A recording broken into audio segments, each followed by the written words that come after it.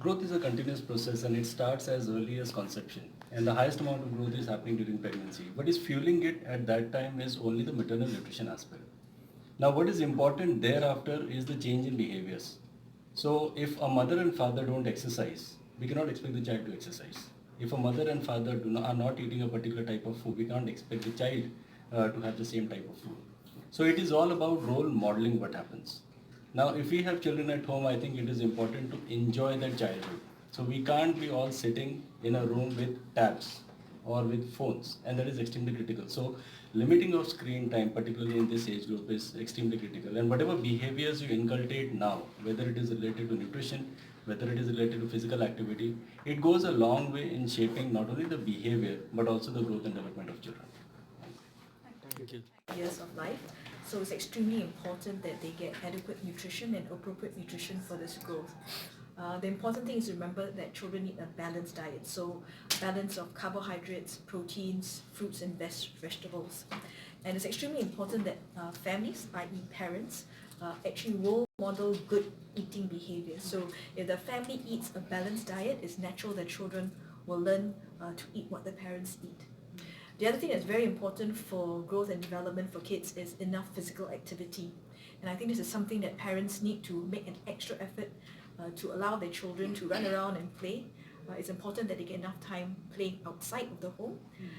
One of the things that is a problem nowadays, I think, is too much use of electronic devices. The recommendation is that for children less than age 2, they should not actually be exposed to any device. So whether it's the iPad, television and the phones, we should avoid using those in young children. And even in older children, we should actually limit the use of these devices and instead encourage children to be involved in active, moderate physical activity. So for young children, it's important that they spend some time running around, at least 30 to 60 minutes a day. And then for older children, we should encourage them to actually play outside, run around at least about 60 minutes, 5 times a week. Thank you. Thank you. Thank you. I want in English, no? Basically, the term growth in a child means appropriate measurements of weight, height and also the head size. Parents often worry about the growth of the children. They worry most often about weight, less often about the height, and sometimes about their head size. The commonest problems related to abnormalities in growth occur in relation to weight. The two problems which occur as aberrations related to growth, most common ones are a child who's not gaining weight, otherwise called underweight child. The other extreme is the obese child. Similarly, in terms of height, it is most often short stature or being stunted, tall stature very rarely. Last is some problem related to the head size of the child being small or large. Most children follow the centiles which are determined by 3 factors. One is the maternal nutritional status before she gives birth to the baby and during pregnancy. 2 is the child's weight at birth. 3 is the environment. By environment you mean the amount of food that the child gets after it is born. Of course, most importantly, the genetic potential of every child. Every child's genetic potential in terms of growth, weight, height, head circumference is predetermined. Every child is born with some potential which determines how tall the child is going to be, how fat or lean the child is going to be as an adult. This is predetermined. Of course, there are factors which affect them. What are the factors which affect the growth?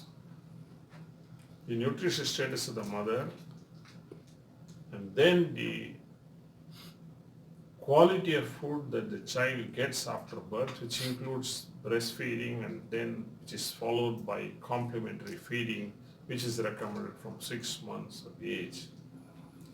As a practitioner in pediatrics,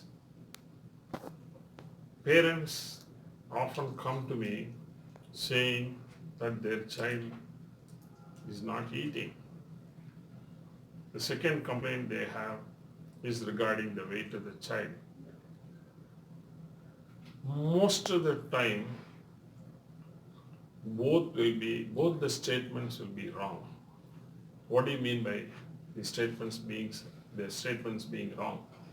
One of the child is actually refusing to eat what the mother wants the child to eat rather than refusing to eat. Two, the child in the perception of the mother may be underweight, but you look at the growth charts and assess the child's weight, height, head circumference in relation to normal standard, you will find everything is okay. This is a very common reason for which mothers bring their children to pediatricians.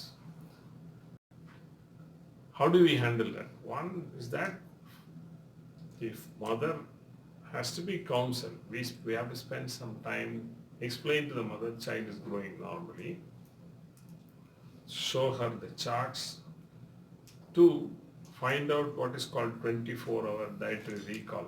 You ask the mother to write down what she feeds. You will find that most often the child will be eating more than what is required. The only thing is the child may not be eating a balanced food, more of junk food. And in this part of the country, we find people giving too much of milk. Milk is the appetite, milk is a poor source of iron, milk produces a lot of constipation. They may not be giving a good balanced diet. They may not appreciate the concept that a 1-year-old child requires half of calories and proteins required by an adult like me. Two is that the mother often tends to force feed. So the child may be a picky eater, but the child may be somebody who's normal otherwise, who's refusing to eat rather than who's really not having appetite. So how do we solve the problem? One, give a good complementary feeding advice from 6 months onwards, which means giving breast milk up to 2 years, breastfeeding to be continued up to 2 years. Good complementary semi-solid feed should be started from 6 months onwards. From 9 months onwards, home cooked food shared from the family pot, which is properly cooked, which is easily digestible, which is wholesome, should be given from 9 months onwards. The same practice should continue right up to adolescence.